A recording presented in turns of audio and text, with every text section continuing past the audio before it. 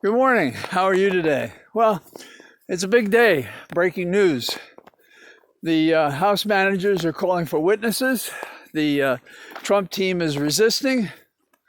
The leadership match-off is between Schumer and Lindsey Graham, and Mitch McConnell is taking a back seat, and each of our leaders for the Democrats and Republicans are conferring with the parties.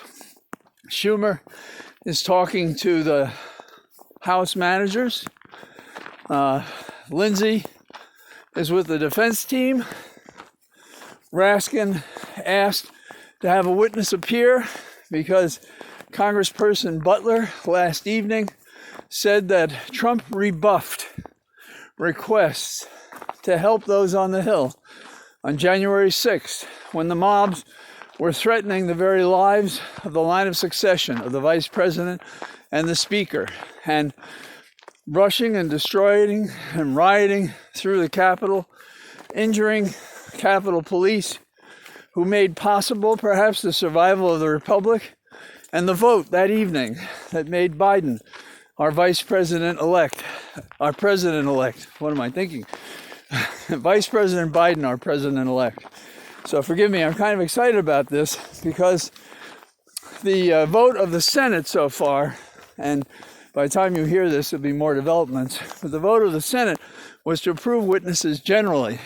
And the next step will be to probably identify witnesses and or documents that need to be produced for the impeachment trial.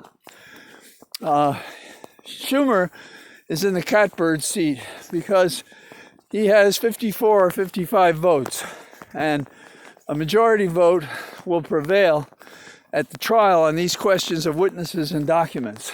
The defense got up and desperately called the House managers corrupt, particularly Raskin gets under their skin, and he lost that vote, and Leahy remonstrated against his misconduct, the way he referred to Raskin in the Senate chambers, just as the Chief Justice had in the last impeachment proceeding, between the words exchanged between the House managers and Trump's defense at that time. So, what's going to happen? I think that this is one of those dramatic moments when you can't defy how significant the evidence is, given that it seals the deal why Trump was doing what he was doing, how he was inciting to riot, and then tried to preserve the outcome he wanted, which was the delay or the failure to vote at all on the pro forma approval of Biden as the president-elect. Now, we have a pretty messy political affair going on here because we've had Republicans who took an oath to preserve and protect our Constitution, and I'm thinking of Hawley, Cruz, Lindsey Graham, and others, and they also took an oath to be impartial, and they are nothing of the sort. So we shouldn't be surprised about whatever chicanery Lindsey may wish. In fact, Lindsey had voted against having witnesses and then voted for it, as members may do, so that he'd probably have a legitimate stand to argue that Trump should be able to call 40 witnesses or some crazy number. I think plainly that's a proposition that won't be upheld by the Senate, and that Schumer, when last I heard, was in his chambers counting his votes to go forward. So when you get this, you'll be ahead of me because there'll be other developments.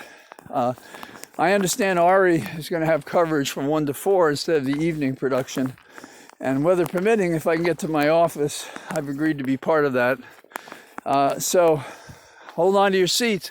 We may be about to have a real trial, and we now have an opportunity, a beachhead, to try to push more members of the Republican caucus to the right position to convict.